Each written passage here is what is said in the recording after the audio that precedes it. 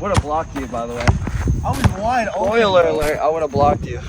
Come to think of it, I don't think I've ever been in love. And when I say in love, I mean in like a mutual sense. I've had a fair case of girls being in love with me that I didn't love back, and also me loving some girls that gave no thought to whether I lived or died. But hey, these are the things that happen when you live in a society where Ski Yee is one of the most popular songs out. Ski, if you see me and you tryna see what's up, he wanna fuck with me, then I'ma have him stuck. Maybe if I get jacked and rich enough, I'll be able to meet a baddie that loves me. Until, of course, she meets Wes Watson.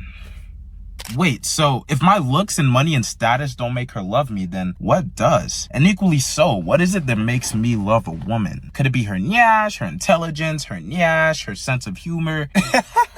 It's definitely not her sense of humor. I think sometimes one of the hardest things to understand is the difference between love and its deceitful counterpart, lust. That is something that people from everywhere struggle with, especially me. There's a lot of girls that I thought I loved, and then later on into the relationship come to find out that I was thinking with the wrong head. That's why love is deeper than just what you see with your eyes, what you feel with your flesh. Love is something of the heart. But in the Bible, it actually says love is patient, love is kind. There's a verse that lists out all the different attributes of love. And me personally, if I had to describe love in another word, I would use the term sacrifice. I'm obviously a Christian. Not obviously, I'm a bad one sometimes, but I am a Christian. I promise you that. I'm a follower of Christ. And in the Bible, the whole story of the Bible, what all Christians believe is that Jesus Christ, who was God's son, died on the cross. He sacrificed his own life to forgive all of humanity of their sins. And I think there's no better definition of love than that. So from this point on, any girl that I date, if she's not willing to die for me, she's not the one. Essentially is what I'm saying. Simple. She has to sacrifice her flesh.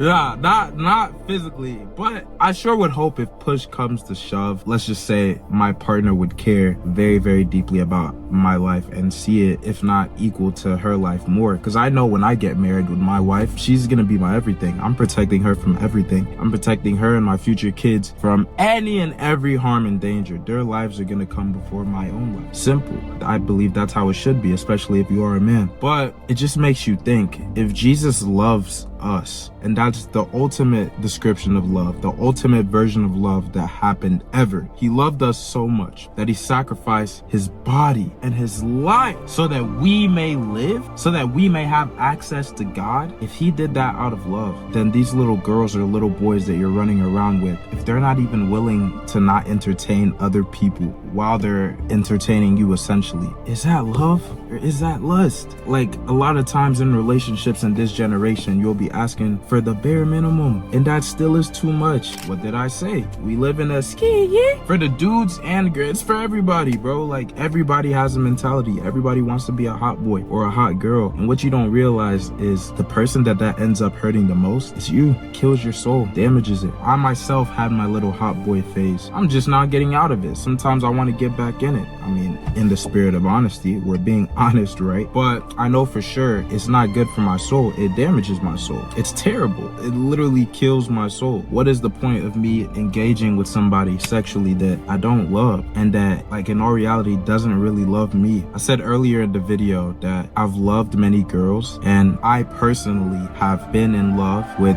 different girls and they haven't loved me back, and vice versa, that some girls have been in love with me, been obsessed with me, and I didn't like them back. But to touch on that first part, what's so weird is that a lot of the girls that I've actually been in relationships with, if I really ask myself, do you love this girl? If I'm using Jesus's definition of love, full sacrifice, sometimes the answer was yes, sometimes the answer was no, sometimes the answer was, I mean, we'll see, you know what I'm saying? But I don't really think in a lot of the relationships that I've been in, if any, that there was a partner that loved me to the extent that Jesus Christ loves us, you know, to the extent to where they were willing to sacrifice their own desires for me. And I have to ask myself, is it the same with me? Have there been girls that you've been with to where you're not willing to sacrifice anything? You really don't love them? You're just in it for a booty call? Yes, that has happened, you know what I'm saying, in the past. But it's just really interesting when you really think about what real love is. is. What's funny is one of the heartbreaks that I experienced recently was actually with a girl who was not in a relationship with me, who I was giving love, care, and energy to. None of that was reciprocated. And instead, you know, she's being a hot girl. That's somebody that I would sacrifice for, that I literally, when I asked myself the question, do you love this girl? The answer was yes, but it wasn't reciprocated. Therefore,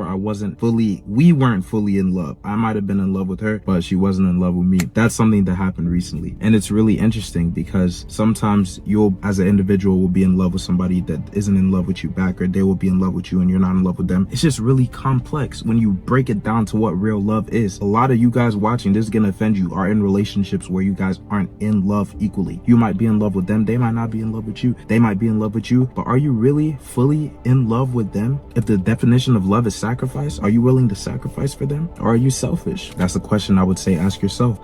But man, to wrap it up, I think that it's interesting to find friends and to find people that you love, like your brothers. For me, I got my bros, you know, that I live with, my roommates, I guess you could call them. And I love those guys. Even my friends that I see here at the gym, like I love those guys. I think having good friends really, really teaches you the actual definition of love. Because the way I love my friends, if we're out, right, and one of them is being stupid and starts a fight stupidly and it's their fault, I will still be on their side. If people are trying to come up and swing on them, I will go and I will swing. I will fight. I will sacrifice my own health and livelihood for them. That teaches you the definition of love. Don't find stupid friends that will do that. Find good friends that won't put themselves in those positions. But I think when you have good friends, you can really understand the full definition of love, it being sacrifice. And I'm blessed. I'm blessed that God has brought and is bringing really good people around me that can really show me the true definition of love. But yeah, to wrap it all up, what is love? What is lust? The lust of the flesh, the selfishness that comes with lust. What is love?